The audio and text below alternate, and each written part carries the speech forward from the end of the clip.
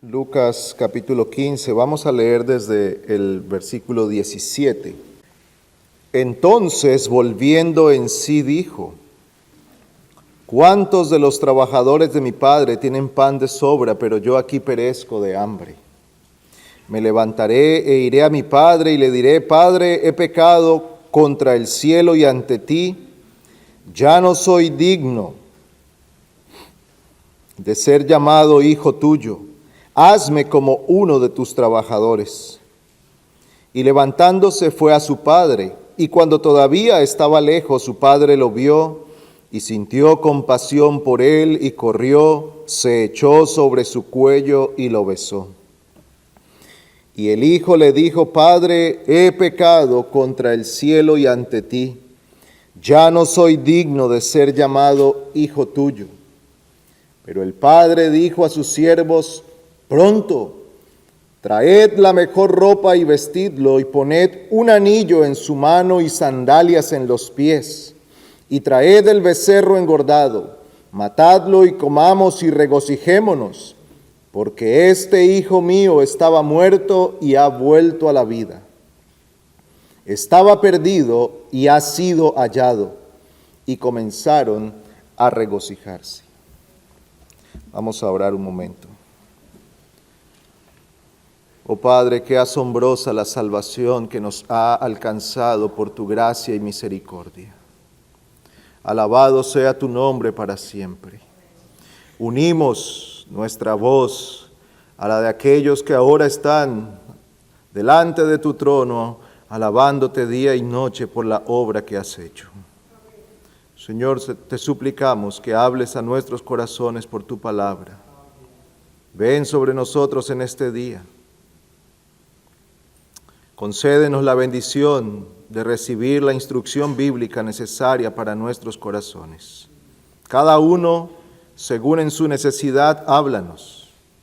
Que no salgamos de este lugar de la misma manera como hemos llegado, sino edificados, alentados, exhortados,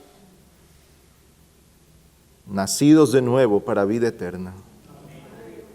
Te imploramos esto en Cristo. Amén. Esta parábola del hijo pródigo nos ha llevado por diferentes estados, por muchas situaciones. Hemos visto cómo empieza este hombre levantándose en una gran rebeldía contra su padre, saliendo de su casa con un grito de libertad y victoria, finalmente independiente, y pronto su vida cambia. Y su vida no cambia para bien, sino que empieza a padecer los azotes del pecado. Empieza a recibir los golpes de la miseria a la cual conduce el pecado a los hombres. Y hemos visto cómo es eso también una bendición de Dios, que alguien empiece a sentir en su propia alma el rigor del pecado. Porque aunque alguien no lo sienta en él, eso no significa que el pecado no lo esté llevando a la perdición eterna. Hay algunos males y algunas enfermedades que son silenciosas. A nosotros no nos gusta generalmente el dolor, pero hay enfermedades que por ser silenciosas, cuando se descubre es demasiado tarde. No ha causado ningún síntoma, no hay dolor, no hay fiebre, no hay ningún malestar, simplemente ha avanzado y avanzado hasta que finalmente el diagnóstico es que queda poco tiempo de vida y ya no hay nada que hacer. Así avanza el pecado en la vida de muchos. Pero de otros el Señor tiene misericordia, trayendo los azotes del dolor del pecado. Y eso, amigo, es una bendición. Porque el Señor está llamándote al arrepentimiento. Si hoy tú estás padeciendo los dolores de tu pecado, entonces acude a Cristo. porque el Señor te está permitiendo ver que tu pecado te está llevando a la perdición. Pues hemos visto eso en el caso del hijo pródigo, y el versículo 17 dice que él vuelve en sí, se levanta para ir a su padre, y su padre, cuando todavía lo ve a lo lejos viniendo, sale a su encuentro. Y allí veíamos hace 8 días cómo el padre lo recibe. Versículo 20, su padre lo vio y sintió compasión por él, y corrió, se echó sobre su cuello y lo besó. El padre lo recibe, viene harapiento, sucio, arruinado, probablemente muy delgado por causa del hambre que había estado padeciendo. Una imagen muy lamentable del hijo que se fue. Y el padre lo recibe, lo perdona. Ese abrazo, ese beso, esos besos continuos que el Señor Jesucristo está describiendo aquí, nos están mostrando el amor y la compasión de Dios manifestada para el pecador que se arrepiente. Tal vez este hijo, aún decidido a venir al Padre, tenía cierto temor. ¿Cómo iba a ser recibido? ¿Sería recibido? ¿Su padre estaría dispuesto a verlo? ¿Le concedería algún día verlo otra vez cara a cara? Pero el padre sale a su encuentro, lo recibe, lo perdona y se reconcilia con él. Pero hay algo más que esta parábola nos enseña, y es donde esperamos enfocarnos en este día, y es que esta parábola ilustra la adopción como hijos de Dios para todos los pecadores que se arrepienten. Vemos aquí un cuadro de la adopción de la cual nos habla la Biblia. Cantábamos el último himno, y Gálatas 4:6 dice que hemos recibido el espíritu de adopción. Leímos Romanos 8, que habla que el creyente ha recibido el espíritu de adopción. Aquel cambio legal que se da para el pecador, que era enemigo, pero ahora Dios no solamente lo perdona, no solamente se reconcilia con él, sino que lo adopta como su hijo. Versículo 22. Pero el padre dijo a sus siervos: pronto, traed la mejor ropa y vestidlo, y poned un anillo en su mano y sandalias en los pies. Y traed el becerro engordado, matadlo y comamos y regocijémonos, porque este hijo mío estaba muerto y ha vuelto a la vida. Estaba perdido y ha sido hallado. Consideremos entonces en esta sección de la parábola la adopción como hijos de Dios de todos los pecadores que acuden arrepentidos delante de Dios. Pero antes de considerar propiamente la adopción, vamos un poco atrás para recordar qué ocurrió con este hijo pródigo. Lo que ocurrió con el hijo pródigo, empezando en el versículo 12, y el hijo menor de ellos le dijo al padre: Padre, dame la parte de la hacienda que me corresponde, y él les repartió sus bienes. No muchos días después, el hijo menor, juntándolo todo, partió a un país lejano y allí malgastó su hacienda viviendo perdidamente. Este hijo se emancipó. Esa palabra no la usamos todo el tiempo, ¿verdad? Pero lo que significa emancipación es liberarse de cualquier clase de subordinación o dependencia. Es liberarse de cualquier clase de subordinación o dependencia.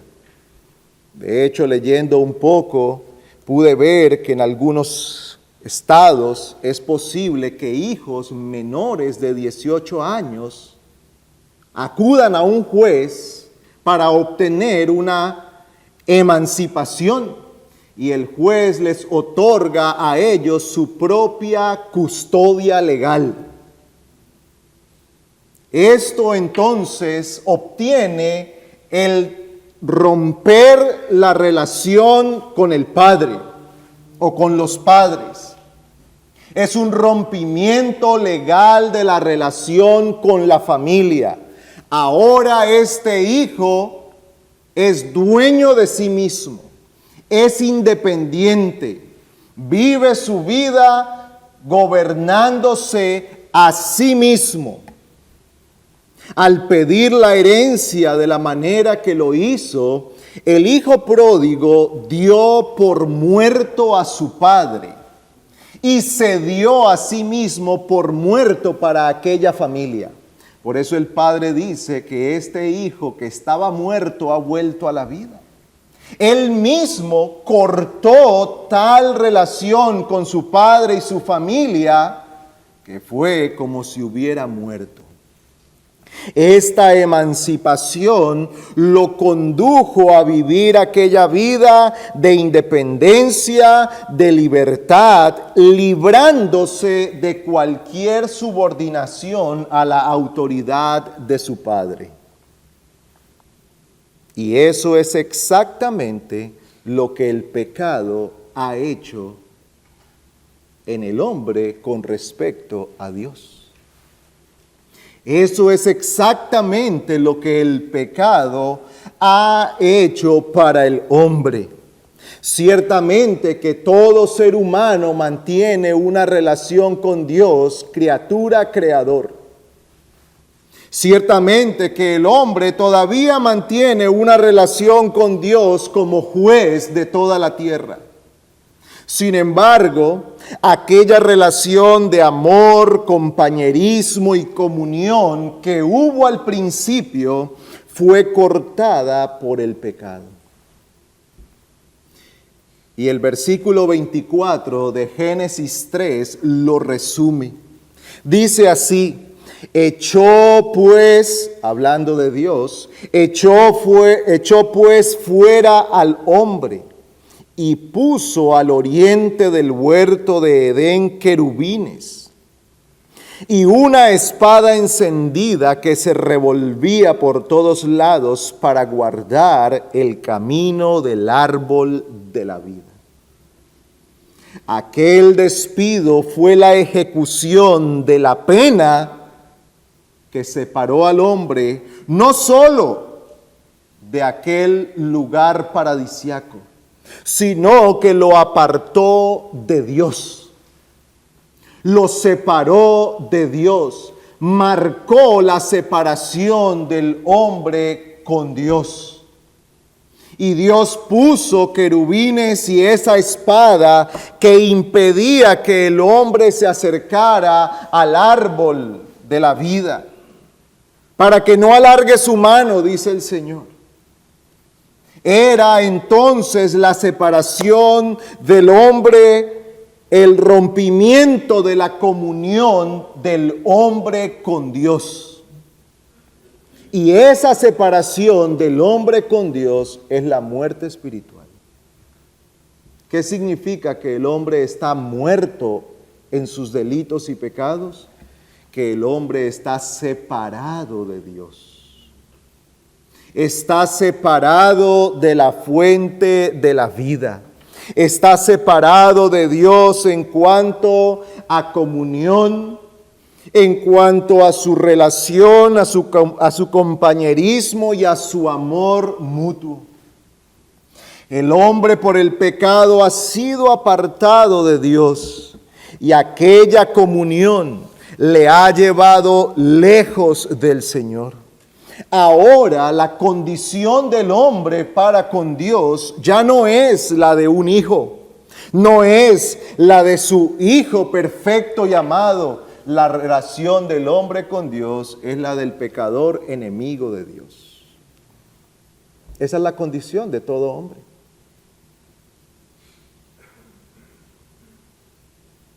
Aquella separación no solo sacó a Adán y Eva del huerto del Edén, nos sacó a todos. Nos sacó a todos. Todos nacimos fuera de Edén. Todos nacimos fuera de aquel lugar donde había comunión perfecta entre Dios y el hombre. Todos nacimos fuera de aquel lugar que Dios había preparado para el hombre, de aquel lugar donde Dios se paseaba en medio y podía tener esa comunión o esa relación íntima entre Dios y el hombre. Todos nacimos fuera. Todos nacimos no en la condición de hijos, sino de enemigos. Por eso Pablo, hablando de eso muchos años después, escribe en Romanos 5 que si cuando éramos enemigos fuimos reconciliados con Dios. Él está diciendo que el hombre es enemigo de Dios. Tal es la condición. Todo humano de allí en adelante nace en esa misma condición, echado de la presencia especial, bondadosa y amorosa de Dios, en un estado de enemistad que brota desde el corazón del hombre. Hermanos, eso no necesitamos detenernos mucho tiempo en esto para que todos lo comprobemos. Todos nacemos enemigos de Dios. Todos nacemos. Todos vemos a nuestros hijos recién nacidos, a nuestros ojos por lo menos son lindos. A nuestros ojos son muy agraciados, muy bonitos. Le vemos todo bonito a nuestros hijos, pero su corazón es enemigo de Dios. Su corazón es corrupto, está apartado de Dios y no quiere nada de Dios. A menos que el Señor tenga misericordia, en esa condición perecerán para siempre. Así nace todo hombre, y el salmista, que era consciente de esto, lo declara cuando dice: he aquí en maldad he sido formado, y en pecado me concibió mi madre. El salmista sabe en esta declaración que todo hombre ha sido formado en pecado por causa de ese pecado original, por causa de la caída de la cual todos somos participantes en Adán. En este salmo, él trae una confesión de pecado y ruega el perdón de Dios. David sabía muy bien que todo hombre está bajo pecado y que a menos que Dios le conceda el perdón, no tiene esperanza. Pues el hijo pródigo se había emancipado de su padre. Se apartó tal como el hombre se apartó por su propio camino. Otro pasaje muy conocido que nos habla de esto es Isaías 53, donde dice que cada uno se apartó por su propio camino, cada cual siguió su propio sendero, cada uno tomó su propia idea, su propio pensamiento, y por allí se fue alejado de Dios. Pero cuando el Señor viene con su misericordia y da vida nueva y trae el nuevo nacimiento al hombre, entonces el hombre vuelve en sí. Entonces vuelve en sí y se levanta para ir al Señor. Ese enemigo se levanta para acudir a Dios. Ese enemigo viene delante del Señor para pedir misericordia. Aquel enemigo viene para decir: Señor, He estado contra ti toda mi vida. Y ahora sé que tú has estado contra mí toda mi vida. Y yo sé que tú eres justo en tus juicios. Y vengo a pedirte misericordia. No vengo a proponerte tratados de paz. Tú no tienes que ceder en nada, Señor. Yo me humillo delante de ti. Tú eres el rey, yo soy un esclavo. Tú eres el Señor, yo soy un indigente. Y vengo a pedir tu misericordia. ¿Y cómo lo recibe el Señor? Va a su encuentro, lo abraza, lo besa, lo perdona y lo adopta. Qué grandiosa es la obra del Señor. El último himno que cantamos terminaba diciendo algo así, ¿verdad? Qué asombrosa salvación.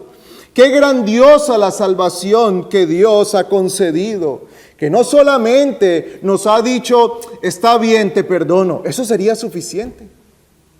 Si el Señor nos dijera, está bien, te perdono. Sé mi esclavo por el resto de tu vida. Oh, qué gran muestra de misericordia. Qué gran misericordia hubiera mostrado el Padre si le hubiera dicho al Hijo, está bien, te acepto como sirviente. Pero el Padre lo vuelve a la posición de hijo. ¿Y de dónde sacamos eso? Versículo 22. Pero el Padre dijo a sus siervos, pronto, traed la mejor ropa y vestidlo, y poned un anillo en su mano y sandalias en los pies, y traed el becerro engordado, matadlo, comamos y regocijémonos. Hemos de recordar, hermanos, que estamos leyendo una parábola contada muchos años atrás en un lugar diferente al nuestro. Cuando nosotros leemos esto y lo leemos con nuestra mente actual, estamos diciendo, bueno, claro, el padre vio al hijo sucio, descalzo y hambriento, y es apenas lógico que mandara a traer ropa, zapatos y comida. Oh, pero esto no significa solamente que el padre estaba tratando de suplir para esas necesidades del momento. Aquellos elementos, estos regalos que el padre le da a su hijo arrepentido, sandalias, anillo y vestido, tienen implicaciones mucho más amplias que solamente el suplir para aquella necesidad. Las sandalias, aunque a nosotros pudiera parecernos algo de poco valor, era algo que habitualmente solo lo usaban los hijos y los amos en las casas. Los esclavos y los jornaleros generalmente no las utilizaban. Así que el uso de zapatos o sandalias significaba que aquel era alguien importante en esa casa. No era un esclavo, no era un sirviente. Era uno que hacía parte del hogar. Era uno que en este caso era un hijo. Niños, vivimos en un lugar donde todos usamos todo por igual. En aquel tiempo no era así. Los esclavos estaban marcados en su esclavitud. No tenían ciertos privilegios, no gozaban de ciertos derechos. Y eso era evidente al ver cómo se vestía, al ver lo que tenía en sus pies, al ver lo que comía, se podía saber si éste era amo o era esclavo. Pues el Señor está diciendo que el Padre mandó a traer zapatos para su hijo. Le está otorgando un lugar de hijo y no de esclavo. En segundo lugar, el Padre manda también a traer un vestido. Dice el versículo 22, traed la mejor ropa, el mejor vestido. Y de acuerdo con algunos comentaristas, la expresión no solo significa ropa, sino una prenda de vestir de primera clase. Aquella prenda de vestir guardada para un momento especial y para una persona especial. Algunos comentaristas dicen que este era ese vestido que guardaba el padre de familia para usar en un evento tan importante como una boda. Algo de suprema importancia. Pues este vestido que el padre manda a traer es una comunicación de algo. Él está trayendo honra pública a su hijo arrepentido. Le está concediendo las mejores vestiduras. Otra vez, hermanos, niños, el padre no simplemente está diciendo, aquí llegó fulano, viene sin camisa, traigan una camisa. Trae un pantalón roto, traigan un pantalón nuevo, por favor. Y pobrecito, no tiene zapatos, traigan unos zapatos. No, él está concediéndole un lugar de preeminencia. Lo está retornando a su posición de hijo. Lo está adoptando. Porque no olvidemos que él había cortado aquella relación. Él había quebrantado aquella relación y el padre lo está volviendo a aquella relación de hijo. Y en tercer lugar le concede un anillo. Generalmente el anillo era mucho más que un adorno. Solía ser usado como un sello legal, como algo que representaba autoridad. Solo aquellos que habían sido investidos con una posición importante podían usar el sello.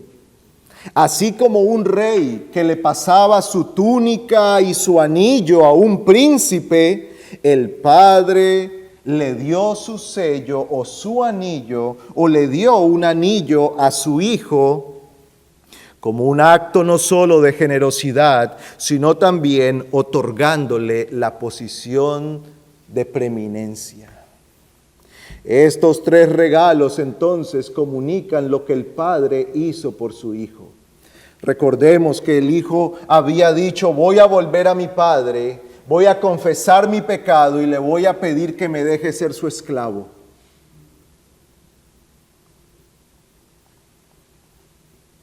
Aún el concederle ser su esclavo había sido una muestra de misericordia. Porque ese había sido un hijo contumaz y rebelde, que normalmente debía haber muerto apedreado por su rebeldía y su maldad. Pero ese padre, si le concedía ser un esclavo, le estaba mostrando mucha misericordia. Pero cuánta misericordia le mostró al concederle ser su hijo. Pues hermanos, este es un cuadro de lo que Dios hace por el pecador.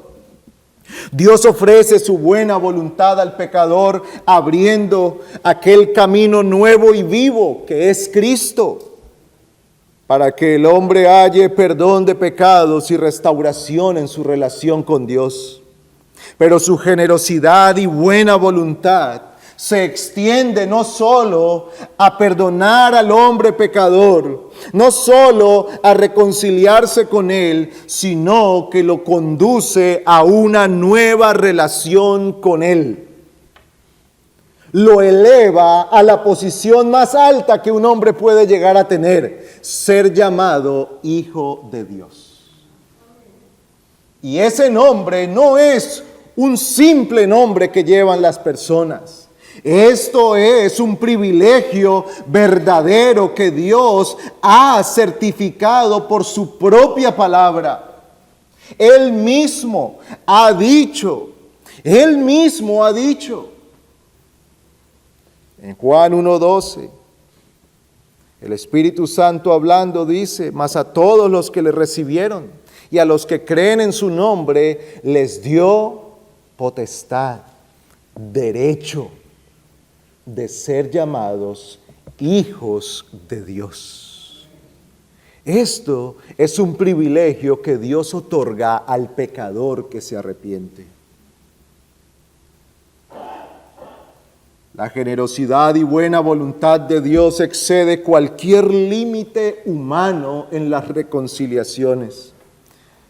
Si nosotros tenemos una enemistad con alguien, lo más que podemos llegar a hacer es que la relación vuelva a ser lo que era antes. Éramos amigos, volvemos a ser amigos. Pero el Señor no solamente llega hasta allí, sino que lo lleva más allá y lo hace su Hijo. Y leímos ahora Romanos 8, y quiero que volvamos un momento allí, Romanos 8, versículo 14. ¿Cómo describe el apóstol esto que ha ocurrido para el creyente? Dice él: porque todos los que son guiados por el Espíritu de Dios, los tales son hijos de Dios. Pues no habéis recibido un espíritu de esclavitud para volver otra vez al temor, sino que habéis recibido un espíritu de adopción como hijos, por el cual clamamos: Abba, Padre. El Espíritu mismo da testimonio a nuestro espíritu de que somos hijos de Dios. Y si hijos, también herederos. Herederos y coherederos con Cristo, si en verdad padecemos con Él, a fin de que también seamos glorificados con Él. Ahora el pecador arrepentido no solo ha sido cubierto por el perdón de Dios, ha sido llevado a una alta posición. Dice Primera de Juan 3:1, mirad cuál amor nos ha dado el Padre para que seamos llamados hijos de Dios. Por esto el mundo no nos conoce, porque no le conoció a Él. Y Efesios 1, versículo 3,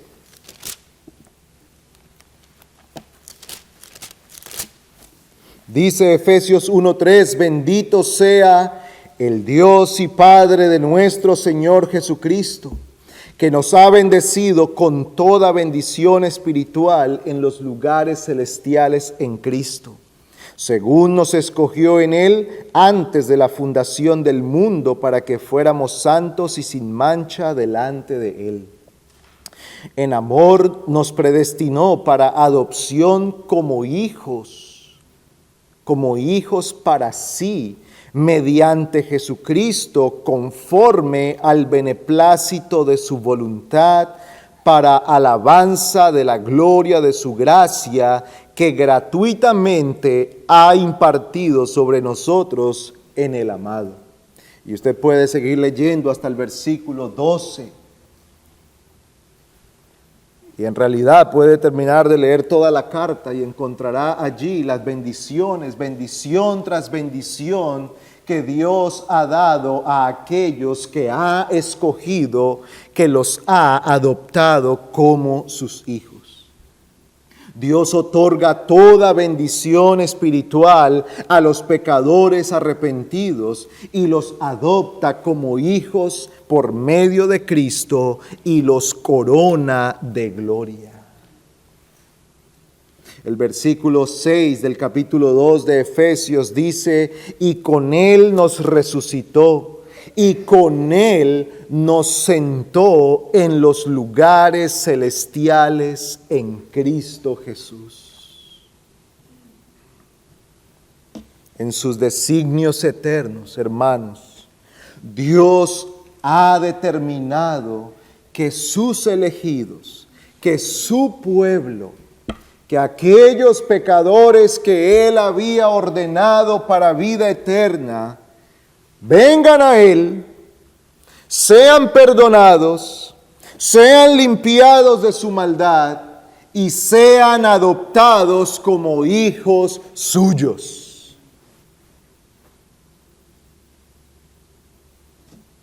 Qué gloriosa la frase: adoptados hijos de Dios. ¿Tiene usted un apellido del cual se siente muy orgulloso? ¿Tiene usted un apellido del cual puede decir, nosotros somos los? No voy a decir ninguno porque nosotros somos los de mi pueblo. Muchas personas están orgullosas de eso y en parte tienen razón para hacerlo. Pero tal vez usted es uno que diga, mi apellido no es importante en este mundo. Yo soy un Gutiérrez más. Soy un Pérez, López, Rodríguez, González, esos apellidos son comunes. Uno más. Hermano, pero si usted tiene el apellido Hijo de Dios, entonces, lleva el apellido más importante del mundo.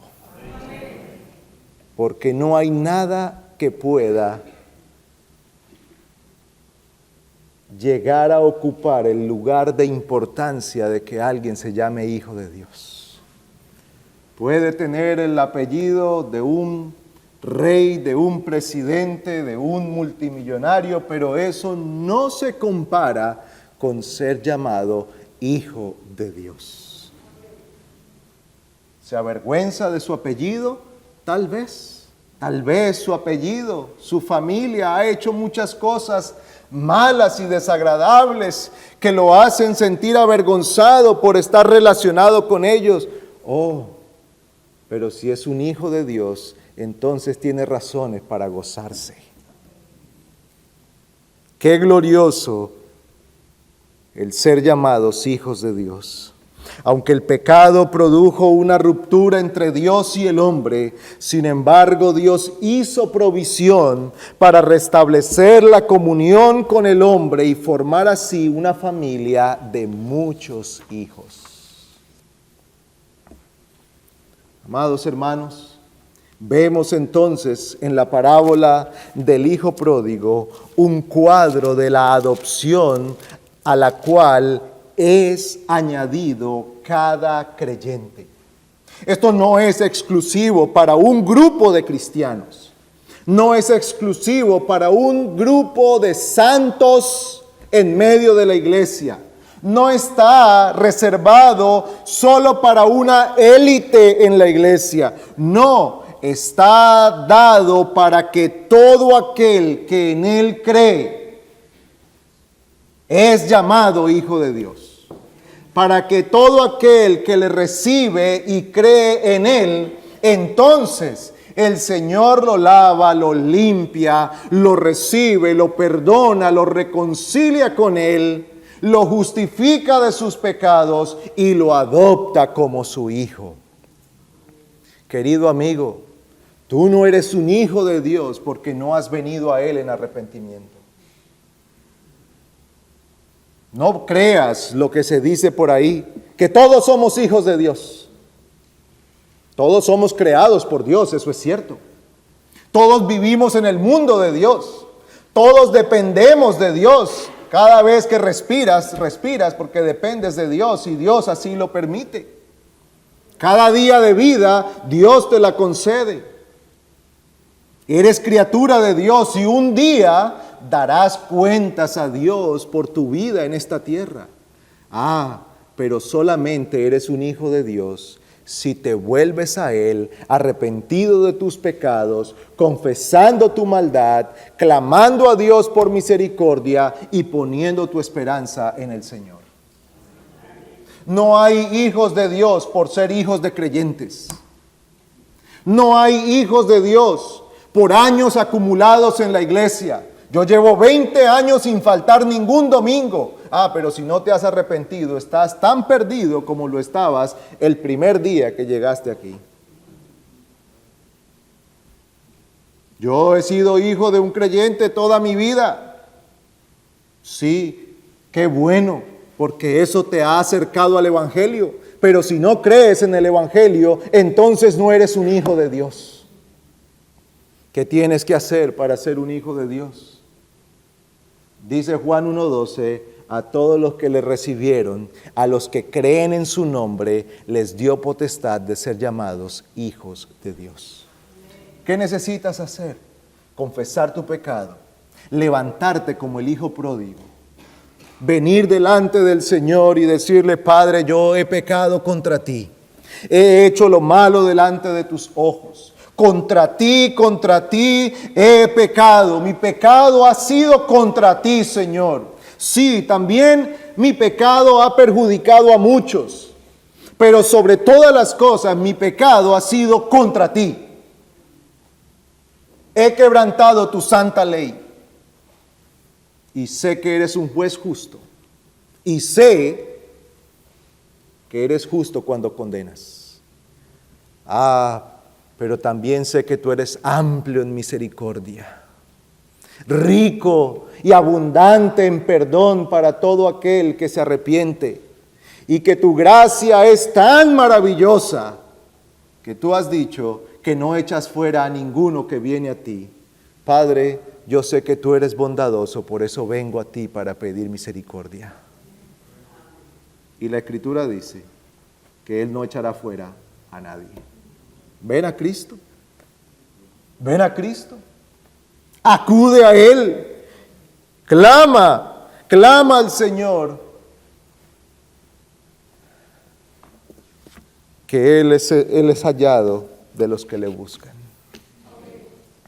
Hermanos, consideremos cuán grande es la bondad y la misericordia que Dios ha tenido para con nosotros. Dice Juan: mirad cuál amor nos ha dado. Ha sido el amor del Señor la causa de nuestra adopción. Y esto debe ser pensado una y otra vez, para que una y otra vez vengamos al Señor en humildad y reverencia delante de Él. No hay una causa buena en nosotros para recibir la adopción. La parábola del hijo pródigo nos recuerda la condición en la que somos recibidos. Sucios, harapientos y arruinados por el pecado. Esa es la condición en la que somos recibidos. Así que si Dios te ha recibido en esa condición, ¿tienes razones para jactarte? ¿Tienes razones para sentirte mejor que otro? ¿Tienes razones para despreciar a tu hermano? ¿Tienes razones para pensar que a ti Dios sí te salvó porque tú sí eras bueno? Porque tú sí eras espiritual. No. Todo lo que eres hoy se debe a la gracia de Cristo. Una y otra vez debemos recordar, como el apóstol: por la gracia de Dios soy lo que soy. ¿Y qué debe producir esto en nosotros? Humildad, gratitud al Señor, una vida de obediencia delante de Él, una vida de continua alabanza al nombre de Cristo. No a nosotros, oh Dios, no a nosotros, sino a tu nombre sea dada la gloria. ¿Eres un hijo de Dios? Lo eres por la gracia de Dios. Por la gracia de Dios. En segundo lugar, hermanos, nuestra posición como hijos amados no es la meta final de nuestra adopción. ¿Para qué somos adoptados? ¿Para qué el Señor nos adopta?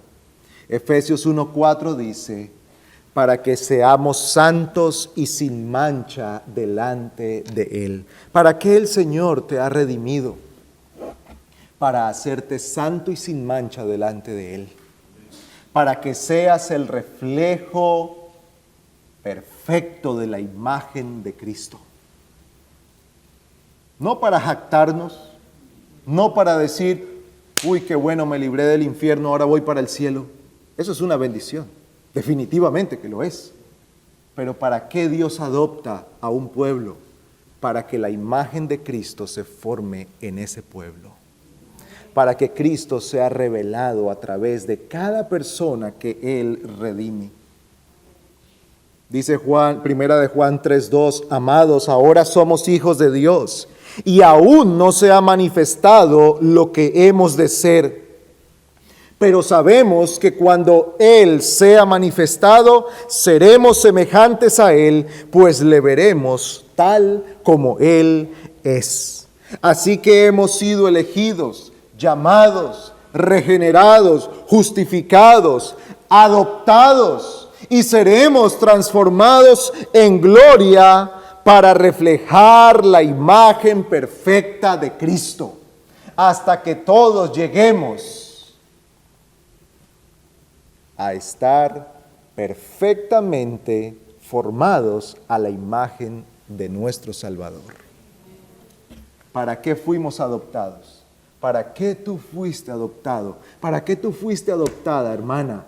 Para reflejar la imagen de Cristo. Ciertamente que eso no se logrará de este lado de la eternidad. Pero la Escritura dice que vamos creciendo y que vamos siendo transformados de gloria en la imagen de Cristo. Hermanos, entonces, ¿a dónde nos lleva esto? A ocuparnos de vivir según la posición que Dios nos ha otorgado.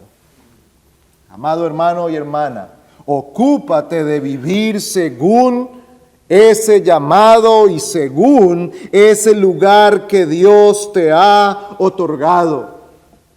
Y primera de Juan 3:3 dice, y todo aquel que tiene esta esperanza en Él, se purifica a sí mismo, así como Él es puro.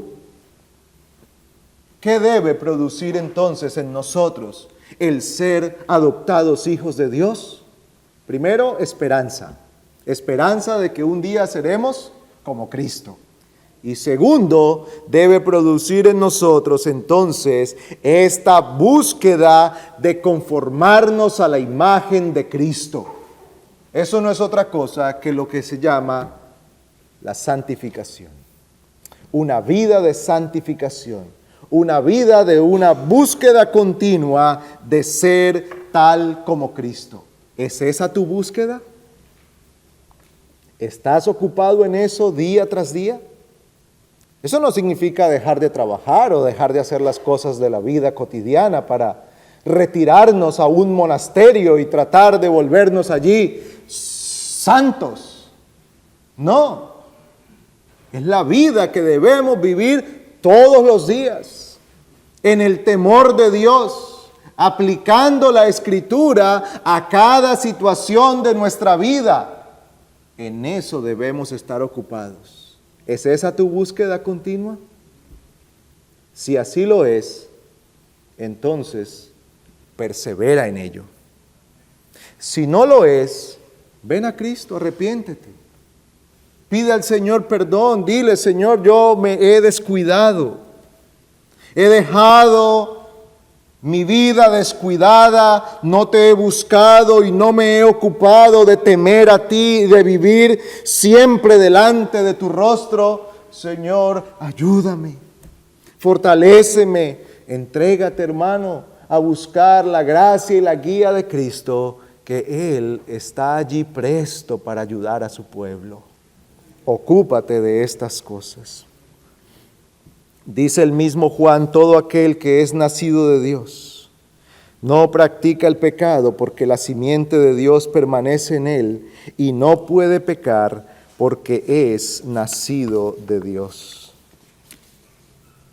Amados hermanos, ocupémonos entonces de vivir para el Señor, de buscarle en todo tiempo y de honrarle con nuestra vida, porque para eso el Señor te ha adoptado. Si hoy tú tienes el apellido Hijo de Dios o el nombre Hijo de Dios, entonces Él te ha salvado para que seas santo y sin mancha delante de Él. Ocupémonos en tal cosa. Amigo, otra vez, ven a Cristo. Ven a Cristo. Acude a Él, porque porque Dios, el Padre amoroso, es abundante en misericordia para perdonar. Niños y jóvenes, hijos nuestros, no desperdicien su vida entregándose a Satanás, al pecado y a la muerte. Acudan hoy al Señor, sean lavados de sus culpas, sean limpiados de sus males y sean adoptados como parte del pueblo del Señor. Anhelamos que ustedes no solo sean nuestros hijos, sino que también sean nuestros hermanos en la fe. Que el Señor tenga misericordia de nosotros. Oremos. Oh Padre, te rogamos que tú vengas con poder y bendigas tu palabra en esta tarde entre nosotros. Gracias te damos porque podemos, por la obra de Cristo y por tu gran bondad, ser llamados hijos tuyos. Ayúdanos a vivir de acuerdo a ese llamado, de acuerdo a esa posición que tú nos has otorgado por misericordia. Danos la gracia de entregarnos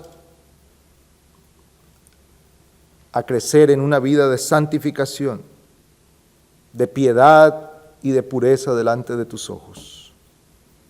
Oramos por nuestros familiares, por nuestros amigos, que tú los traigas al arrepentimiento con tu poder. Solo en tu mano está el convencerles de pecado, de justicia y de juicio. Por eso acudimos delante de ti para suplicar que traigas la palabra como una espada que traspasa sus conciencias y sean despertados para ti, para vida eterna. En Cristo oramos pidiendo todo esto. Amén.